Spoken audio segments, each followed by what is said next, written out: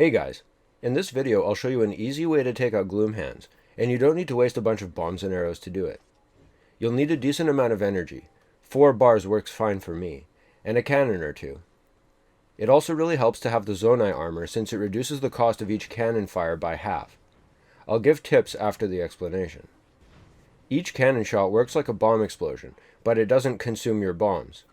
Basically, you want to have 1 or 2 cannons ready for when the Gloom Hand spawns. Trigger the cannons and use Ultra Hand to hover the cannon fire over the Gloom Hands. Explosions are great because they cause fire damage and stun the Gloom Hands, so when you line things up right, the explosions will immobilize them in place while you just sit there while bombing them. I've done this with 1 and 2 cannons. I prefer 2 cannons since the explosion radius is a bit bigger. This method also removes the need to find higher ground, which is helpful since there's a few Gloom Hands fights that don't even have higher ledges, like the Low-May Depths Labyrinth Gloom Hands for example. There were a few challenges I faced getting good at this. First, save before anticipating a Gloom Hands fight so you can load if you make a mistake. When you trigger your cannons while they're on the ground, make sure they aren't facing uphill or the nearby explosions will send them, and maybe you, flying. Try not to put objects in between you and the Gloom Hands. They might just go away if they can't get to you.